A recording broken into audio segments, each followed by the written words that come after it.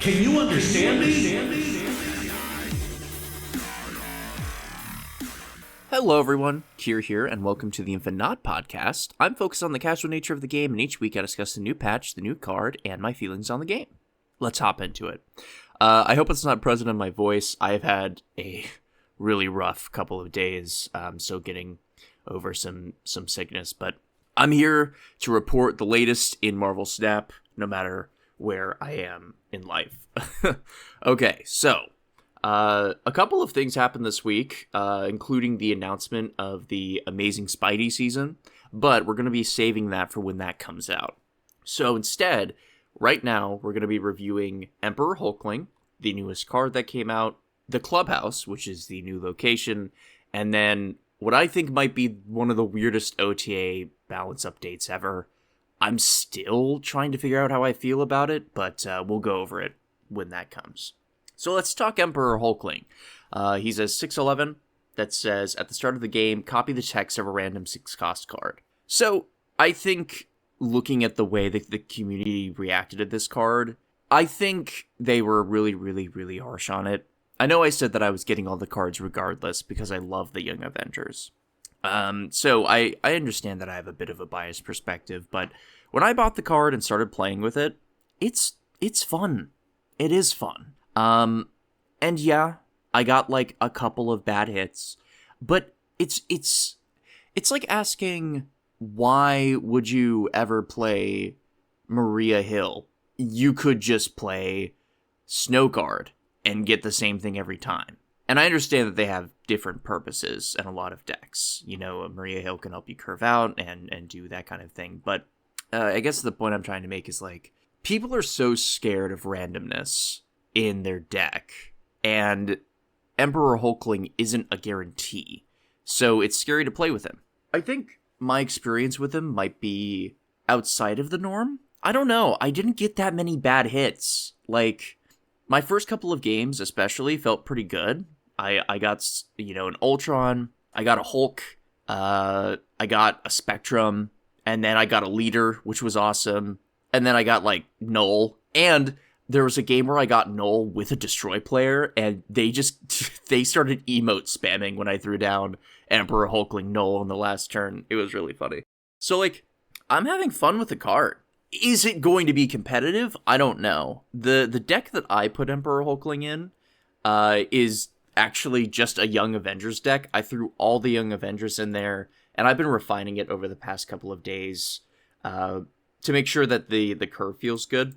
I'll go ahead and read out the list, although I should mention, it's pretty even on win rate and cubes, and I think it's just because I'm not going for anything crazy here, but it's Kitty Pryde, Quicksilver, Psylocke, Hawkeye Kate Bishop, Scarlet Witch, Marvel Boy, Speed, Agent Coulson, Iron Lad, Wiccan, Doctor Doom, and Emperor Hulkling. And that's the entire Young Avengers team in one deck, which is really, really fun.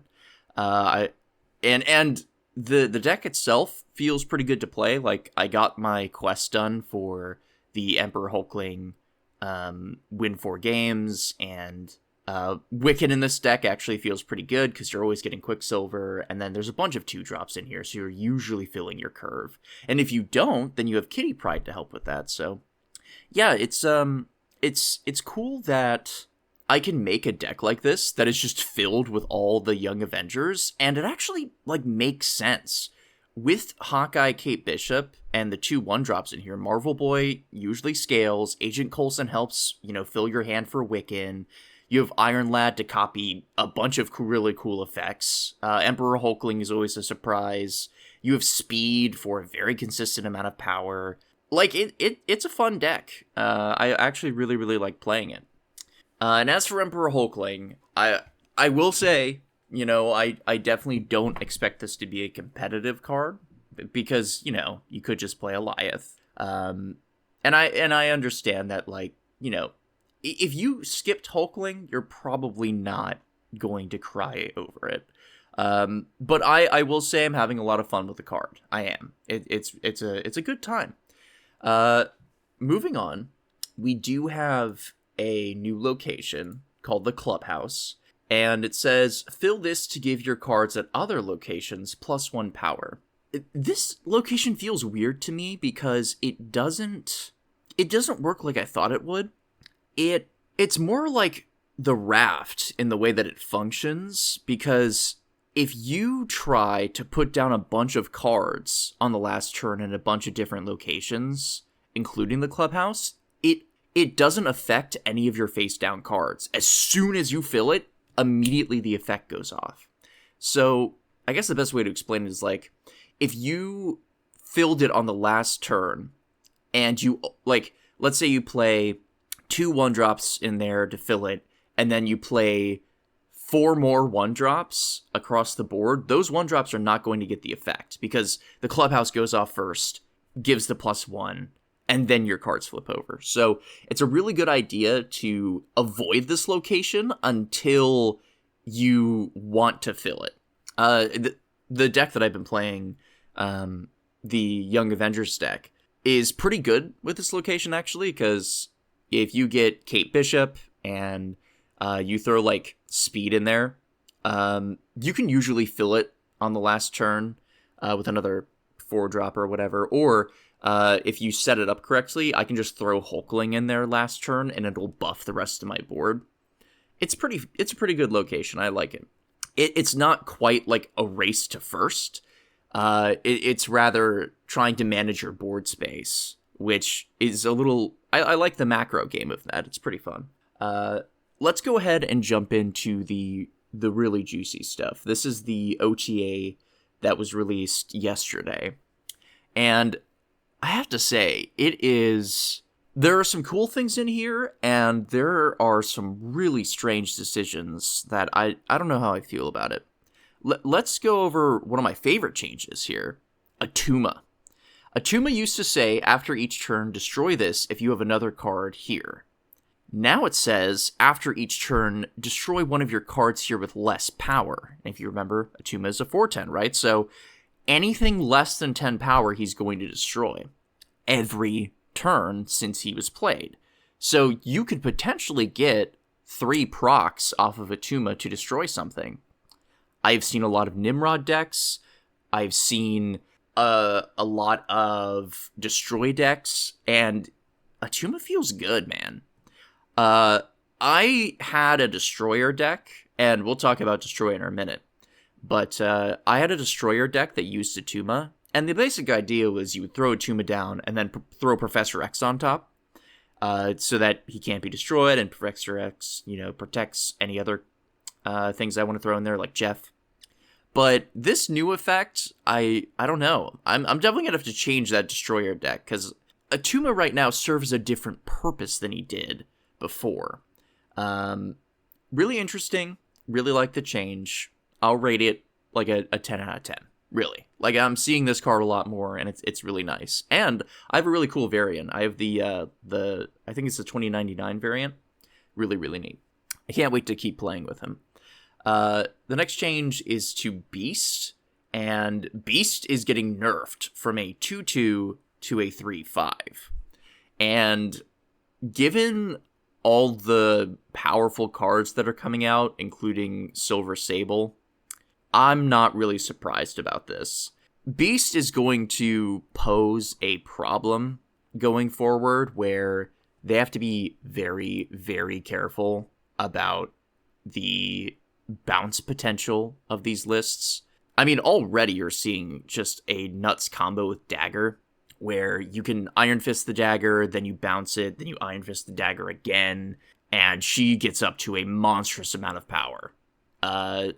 So I can understand them trying to tone it down a bit. I mean, a 3/5 body is premium, so it's really not that much of a downside, but you're not going to be able to splash Beast in like you used to. It's more of a commitment. The next text change, I understand where they're going with this. Copycat used to steal the text from the bottom card of your opponent's deck, and now it copies. The big difference here is that if your opponent draws into that card you copy, they can still use the effect. I'm fine with this, really, because as a 3/5, having the ability to get something like a Darkhawk or Cassandra Nova makes this card so overstated for what it does. And really, there's no downside to playing this card at all. It's a 3/5 with a big upside, so I'm glad that they're changing this effect. I guess I'm just a little confused. I've seen some people in the community really mad about this, and I wonder if it's because the mill strategy with Copycat was pretty good, but I feel like this is fair, given her stat line. Now, if they brought her down to a 3/3, then I think her previous effect would be more fitting, but seeing as she's staying as a 3/5, I think it's better that you can still play the card. The next change that we're going to is Cannonball. So Cannonball only had a point of power from a 5/7 going to a 5/8. And I think this feels right? The strategy with Cannonball is a lot more difficult to pull off now that Professor X has been changed. So giving a point of power feels right to me. And a 5/8 is a respectable stat line.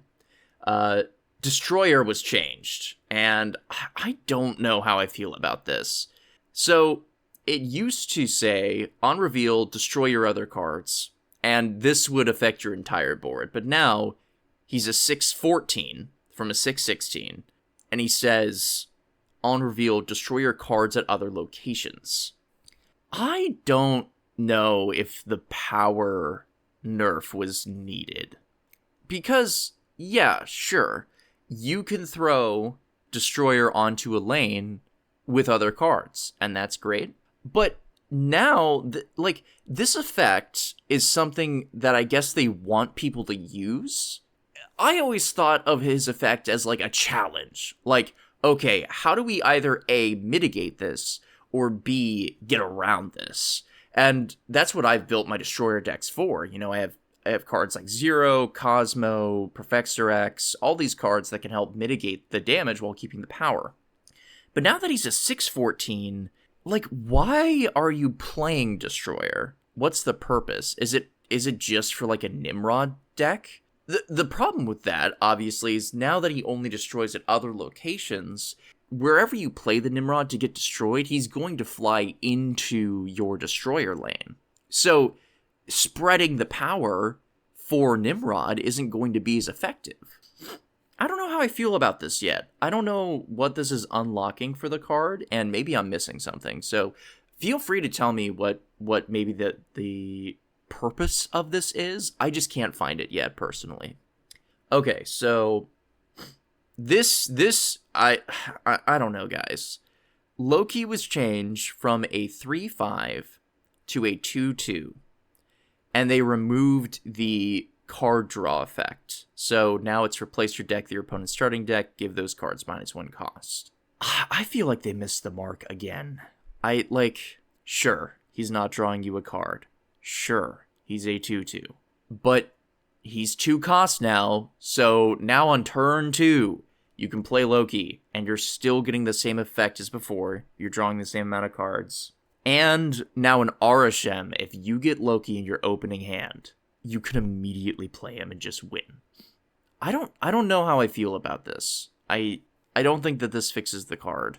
And truth be told, I'm still seeing a bunch of Loki, so I don't know. I don't know why they want to use this card in such a powerful way. If you're going to decrease the power, keep the cost.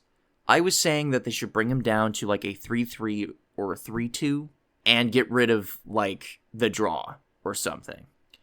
I feel like that's a pretty popular opinion too. Like that would feel more fair to me. This still feels unfair. Let's compare cards for a moment. Okoye is a 2/2 that adds +1 power to your deck. Loki is a 2/2 that steals your opponent's deck and then gives those cards -1 cost. That's really powerful. That's so strong. Fastos is a 3/3 that has a 50-50 chance to give your your deck a discount. This feels so strong still. I don't know. I'll see how things shake out. I'm willing to give it a chance. It's just it feels like this card has dodged so many bullets since its inclusion in the game. One of the last changes that really scratched my head was Taskmaster going from a 5-0 to a 6-0. So he's a card that you have to get out on turn 6. If I had to guess, maybe they found a couple of cards that are coming out that are going to make this card really, really good. I mean, off the top of my head, I can think maybe Silver Sable, but now that they nerfed Beast, I don't know. I don't know how I feel about this. Taskmaster wasn't even seeing that much play, so clearly they have some internal data that suggests that he's going to be really strong. I guess my overall review of this OTA is just confused. I don't know. I don't know about the Destroyer. I don't know about the Loki. Taskmaster seems a little unnecessary right now. The other changes feel pretty fair. I like Atuma's change. Beast going to a 3-5 is, it's a side grade. And Copycat feels a little more fair. So, I don't know. 5 out of 10 for me. Not my favorite patch, but I'm really excited to experiment with Atuma. I feel like that it's nice that they gave us a playable card. Okay. I believe that is all that I have for this week. So, thank you for listening. If you want to help me out, you can rate this podcast, follow it, leave me a comment, that kind of thing. I really appreciate it. And if there's one thing that you can remember, it's that I'm InfiNOT. Thanks for listening.